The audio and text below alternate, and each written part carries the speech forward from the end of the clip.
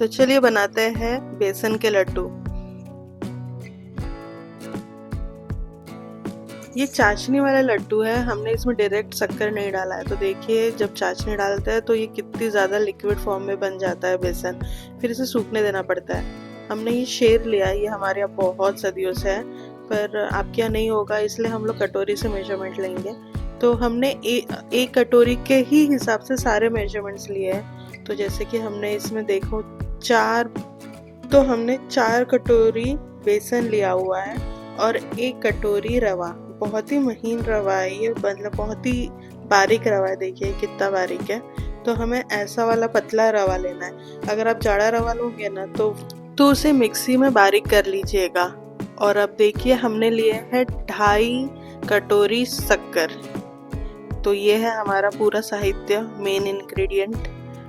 और फिर अब हमें गैस चालू करके सबसे पहले रवा को भून लेना है। हमने ये घी दिखा रही थी मैं आपको, तो हमने सिर्फ 2 बड़े चम्मच घी लेना है और उसके बाद उसमें रवा जो है उसको भून लेना है सुनहरा कलर होने तक। ध्यान रखिए कि हमें लो आंच पे करना है सारी चीज़ें। इसमें बहुत वक्त लगता है, ऐसा नहीं है कि ये बहुत ही जल्दी बन जाएगा, वक्त लगता है। तो ऐसा कि झटपट हो जाएगा, गैस हाई पे रखिए, बिल्कुल मत कीजिएगा, क्योंकि साल में आई गेस 1 या 2 बार ही अपन बनाते हैं, तो बेटर है कि अच्छा ही खाएं। तो इसलिए कम आंच पे इसको अच्छे से ब्राउन होने तक भूनिएगा और इसे कंटिन्यू स्टर करते रहना पड़ेगा ताकि रवा जो है वो नीचे लग के जले ना। तो वक्त लगता है।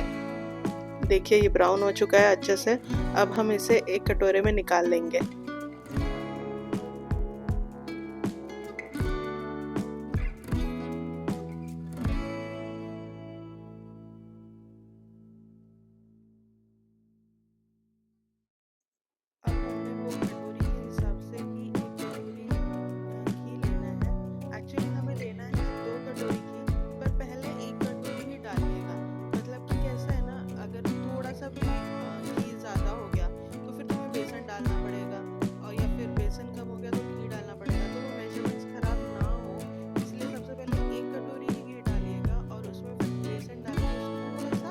मिक्स कर लीजिएगा। अब जैसे देखिए ये गुठलियाँ गुठलियाँ फॉर्म हो गई है। अब हम इसमें आधा कटोरी फिर से घी डालेंगे। ऐसे करके हमें एक्चुअली 2 कटोरी डालना है, पर हमें थोड़ा थोड़ा करके ही घी डालना है ताकि वो हर एक जो बेसन है उसको लग सके, और ऐसा ना हो कि घी ज़्यादा गिर जाए फिर हमें बेसन ज़्यादा डालना पड़ेगा, इससे सारे मेजरमेंट्स ख़राब होंगे। तो हमें आधा आधा करके ही डालिएगा। अब देखिए हमने ये डाला है, अब हम इसे अच्छे से मिक्स कर लेंगे फिर से। देखिए अब हमको पूरा आइडिया आ गया है कि हाँ और थोड़ा सा घी लगेगा, तो घी थोड़ा सा देख के धीरे धीरे डालिएगा। वक्त वाला टाइम कंज्यूमिंग है ये, पर इससे बेसन के लड्डू बहुत अच्छे बनते हैं। आप ऐसा नहीं हो सकता है कि हाई पे रख दो। अगर आपने हाई पे रख दिया ना तो ब्राउन कलर जल्दी आ जाएगा बेसन को, लेकिन उससे होगा क्या कि बेसन जो है जला लगेगा, तो मतलब लड्डू थोड़े से जले हुए लगेंगे। तो धीमे आंच पे ही आपको इसको भूनते रहना है।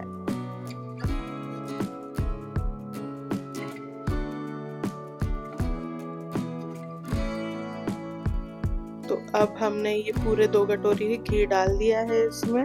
अब इसे अच्छे से मिक्स करेंगे और इसे बहुत देर तक, मेरे हिसाब से हम लोगों ने इसे पौन घंटा स्टर करते रहा है, क्योंकि लो आंच पे करना है और इसे कंटिन्यू स्टर करना है। अगर आप थोड़े देर के लिए भी वेट करोगे ना तो मतलब नीचे लग जाता है बेसन, तो आपके पास ऑप्शन नहीं, आपको ये कंटिन्यू स्टर करना है।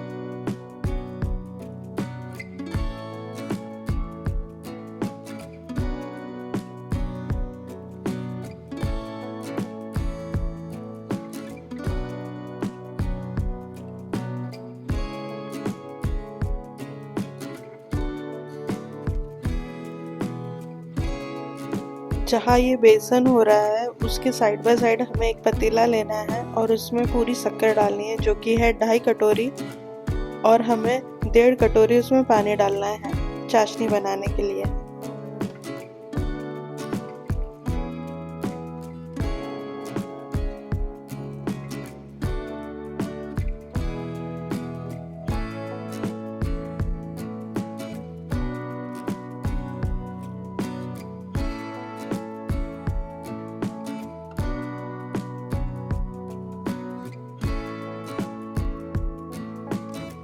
हमें ये चाशनी एक तार वाली बनानी है, मतलब कि जब आप उसे हाथ से देखोगे तो उसमें एक तार ऐसा जमना चाहिए।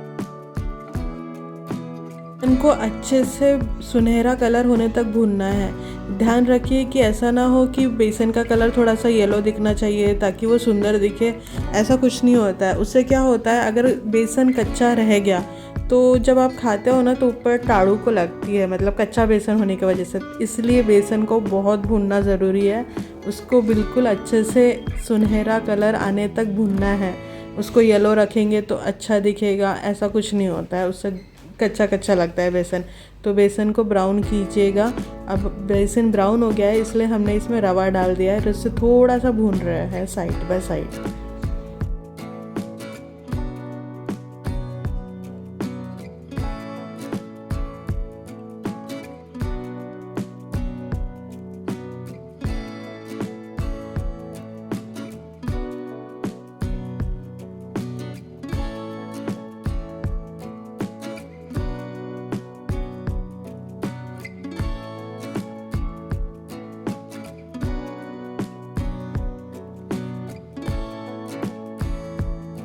जैसे ही चाशनी बनती आएगी तब हमें इसमें 2 चम्मच दूध डालना है, ताकि जो चाशनी में मतलब शक्कर में जो भी इम्प्योरिटीज़ हो ना वो ऊपर आ जाती है दूध डालने से।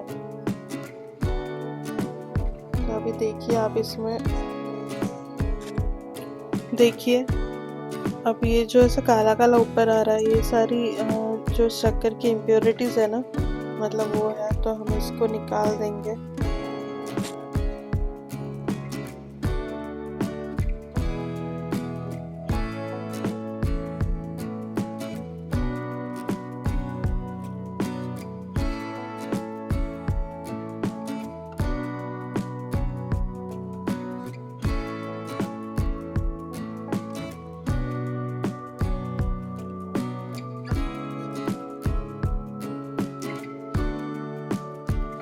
देखिए चाशनी बन के रेडी है। ऐसे जब ड्रॉप्स गिर रहे हैं तो 2 ड्रॉपलेट्स गिर रही है, इसका मतलब अपनी चाशनी रेडी है।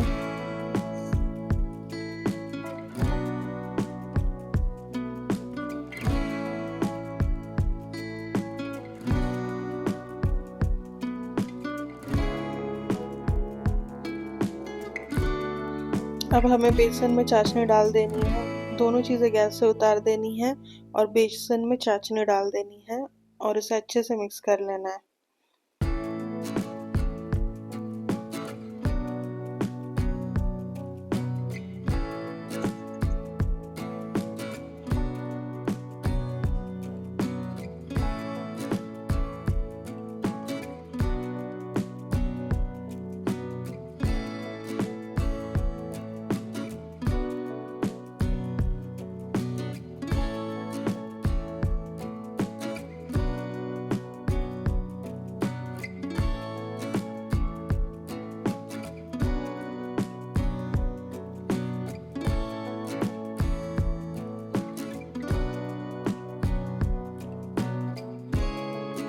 इसमें हमने डाला हुआ है 1 बड़ा चम्मच इलायची पाउडर। आप इसमें ड्राई फ्रूट्स भी डाल सकते हो, हमने बहुत थोड़े से ड्राई फ्रूट्स डाले हुए हैं। आप चाहे तो ड्राई फ्रूट की क्वांटिटी अपने हिसाब से कम ज़्यादा कर सकते हो।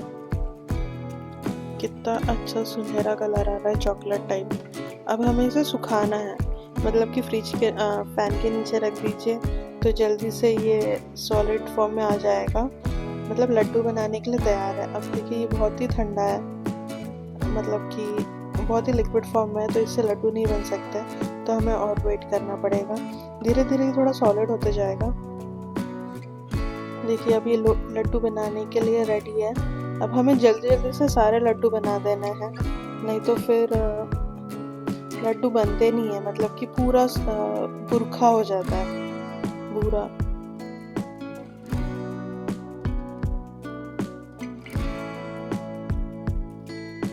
तो तैयार है हमारे बेसन के लड्डू। आप चाहे तो इसमें नारियल भी डाल सकते हैं, पर नारियल डालने से होता क्या है कि आप इसे जल्दी ख़त्म करना पड़ता है। अगर वो ज़्यादा दिन रहे तो हीक मारता है, मतलब कि इसे ना फाउल स्मेल आती है, क्योंकि नारियल जल्दी ख़राब हो जाता है। तो देखिए ये कितने अच्छे लग रहे हैं, और ये बहुत ही सॉफ्ट रहता है, पेड़े जैसा टेस्ट करता है अगर आप इसे बरोबर इसी क्वांटिटी में बनाए तो।